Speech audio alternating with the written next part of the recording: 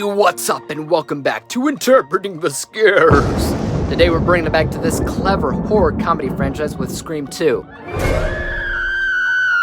As I've mentioned in my review of the first film, this entire series is officially placed under the genres of horror and thriller, but comedy really should be in there too, because without the comedy in these flicks, it really would be a completely different movie with a completely different personality. The comedy is so smart, so satirical, and so tongue-in-cheek, I just can't get enough of it. And it's even more apparent in this 1997 sequel, but the real question is if the story can be enhanced, or if you'd still prefer the first movie at the end of the day. Let's get cracking. This review is brought to you by the word of the day, enhance, to heighten or improve. Scream 2 takes Sydney back to the terrifying world where a deranged killer is gunning for her life. But it can't be the same killers from the original film, they're long gone, which makes this a copycat killer. And because they're following horror sequel tropes this time, the kills will be much more gruesome, much more diabolical, and Sydney may not escape this time around. So if you can say the first film leaned much more into the horror side of horror comedy, you can easily assume that Scream 2 leans a bit more into the comedy side of things, and that's true. Without a doubt, this film jumps on the humor bandwagon as soon as the opportunity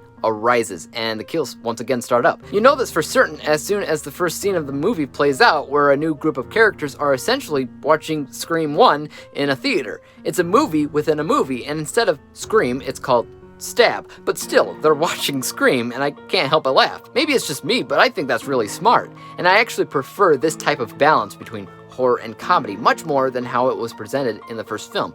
It's unique, it's different. At the same time, it obviously gave the scary movie franchises a lot of their core material to make fun of even further.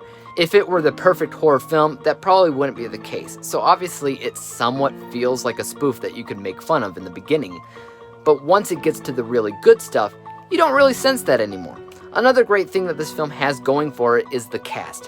While I liked the cast of the first movie, I loved the cast of this one. Apart from everybody returning from the first film, you also had the newer characters played by Sarah Michelle Gellar, Timothy Olyphant, Joshua Jackson, Jerry O'Connell, Liev Schreiber, Heather Graham, and even Jackie from Roseanne's in there. This cast is insane, and they all do a really great job blending that horror and comedy in different ways. As far as negatives go for Scream 2, I didn't think the story as a whole was as strong. It severely risked being way too similar to the first movie, and in doing so, resulted as a weaker plot.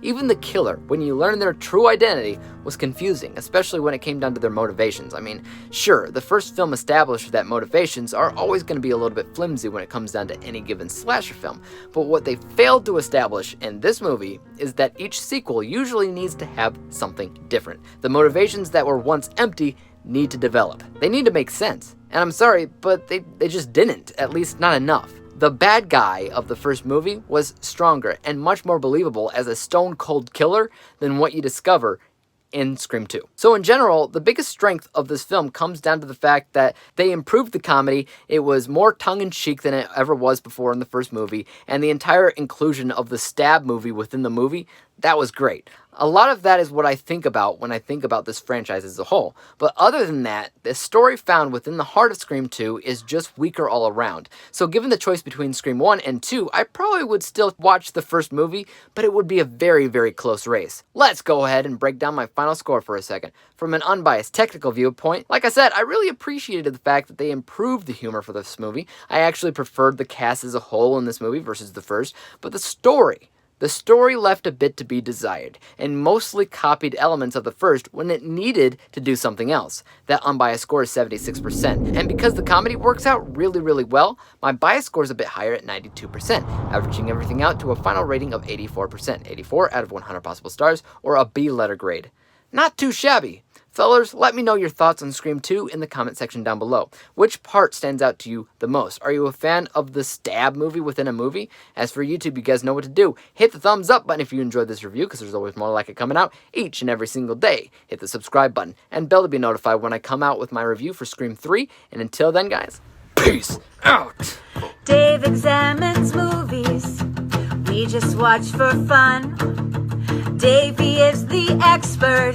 He is the #1 critic that I go to when I need a movie pick. Thanks for joining up with us. We think